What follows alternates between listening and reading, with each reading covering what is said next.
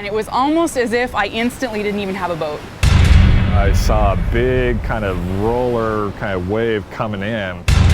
And there was an actual moment when the balance of the boat changed, and it might have been only an inch or two degree-wise. It just completely swamped and overwhelmed the back of the boat. And I said, guys, get in the bow, we're gonna go down. Late in the night of June 26, 2010, a large wave capsized the Setnet skiff Paul Revere, throwing the crew into the waters of Bristol Bay. The crew survived in the water for 2 hours because of the inflatable personal flotation devices they wear as part of their standard work gear. Bristol Bay is home to the largest salmon fishing fleet in Alaska. Set nets are gill nets anchored to the shore and stretched out into the water perpendicular to the beach to catch salmon as they run along the coastlines towards their spawning grounds. Fishermen often use open skiffs, like the Paul Revere, to work the nets and harvest the salmon. There had been a slight pressure change in the weather, which we do pay attention to, and I commented something about, well, we might get a little pounding, but that's nothing unusual because the weather up there changes a lot. I took our ATV to go drive along the beach to the fishing site because we were going to go set the net. So we got in the boat, and then I was taking our new crewman with me. There's these rollers on the shore. And what happened is we came up and the current grabbed us and basically threw us onto the beach. I rushed out to go help push it off. Tyler hopped out of the boat to go help push it off. We probably worked for, I don't know, 20 minutes or something. It seemed like a long time. The boat had taken on a lot of water as well. But after a couple tries, we finally got the boat off the beach. I had Tyler get in the bow and haul the net up with him. Initially, it's like, oh, can I bail a little bit? No, we need to get the pump up and going. Our neighbors had a running line, the set net anchored line that's there, and they didn't have a light on it.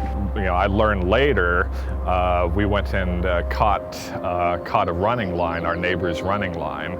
The current was running this way, and we stopped, which means that more water is coming in over the stern. So at that point, everything happened really fast. So I'm getting the pump up and going, and everything is fine. But whenever I raised the motor even a little bit, it pushed the stern down with the weight, and I didn't want to do that.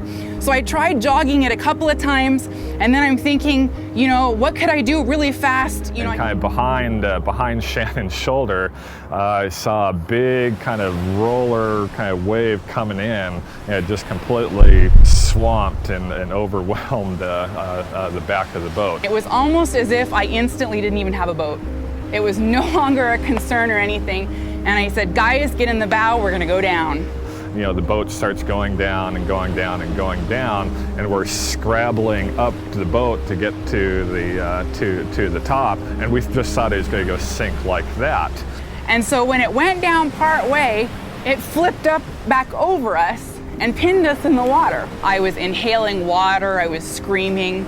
I started flailing around underneath the boat, and I couldn't feel the guys.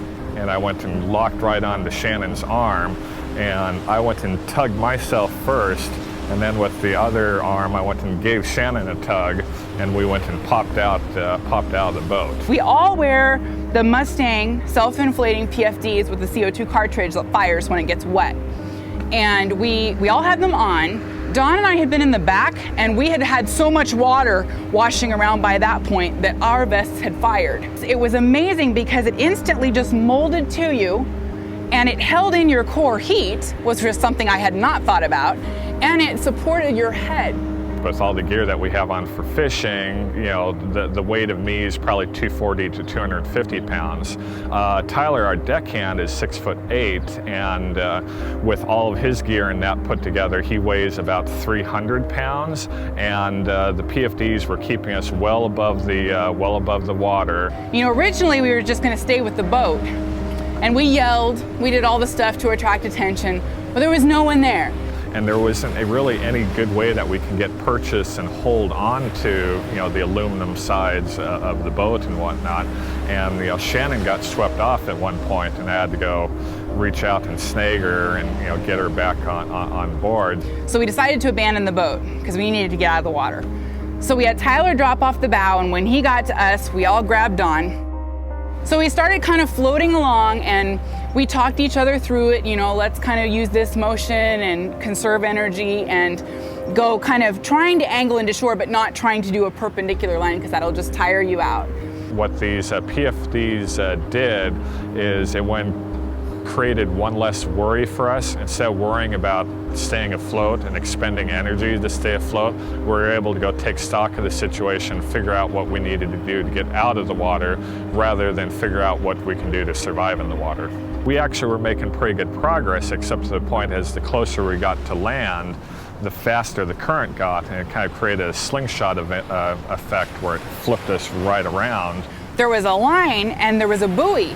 And just as we were saying, hey, look, there's a buoy, whoosh, we were past it. And then we realized proportionally how fast we were going along in the current. The crew passed numerous set net lines and fish camps, signaling the entire time with a flashlight and firing off rounds from a .357 handgun. When none of these efforts raised an alarm, the crew turned their attention to self-rescue because soon the tide would turn and sweep them out to sea. I was side-stroking like crazy to go get to the next running line, which we did. In this particular case, is a really thin running line. But then we had real problems because there were 3 of us with a big drag, and it pushed the whole line underwater. So I have the shortest arms compared to the guys, and I was just drinking water. Probably one of the hardest things to do at that night was to actually let go of that running line, because Shannon couldn't breathe and she let go, and Tyler and I weren't going to go and let Shannon wash off by ourselves. But the next net that we hit was about 12 to 1,400 feet line going straight into shore, and it was going straight into our camp. The line belonged to my cousin. We decided that we had a different strategy this time. We were going to go split apart. Since I was able to swim better, I was going to go race up the line into camp as fast as I could, while Tyler and Shannon made their way up by themselves. So I just held on to him like a little kid in a floaty pool, and Tyler walked in until my feet could touch. And then I just told him, go, go, go, go. And I literally crawled onto shore. I continued to go stagger up the bluff because I know that Shannon's cousin is a registered nurse. I knew that she would be able to go help us out. And I had pretty much just about enough strength at that point to get to their cabin door, knock on it, wake them up, and at that point is like collapse. The crew survived in the water for almost 2 hours because they were able to stay afloat with their PFDs. They went back to fishing within days. If we did not have the PFDs during this accident, I don't think that we would have been able to survive. Salmon fishermen have the highest number of fatalities among fishermen in Alaska, 47 deaths between 2000 and 2012. It is an industry with fatalities, and we had 2 funerals this last summer and 2 the summer before, all from people who were not wearing PFDs. Such a small investment that you can take. Put it on, it's not uncomfortable. And so the PFDs, they kept us afloat, of course, is their purpose. They also insulated the core, which is what you want to protect in a cold situation. So that helped a lot. And the third thing I think is just as important, it was a mental boost. Because suddenly you felt like, I don't have to worry about that component.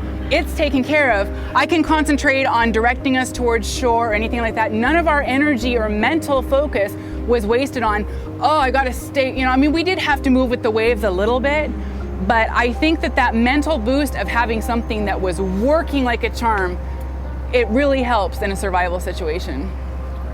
For more information on choosing a PFD that's right for you, visit our website at cdc.gov.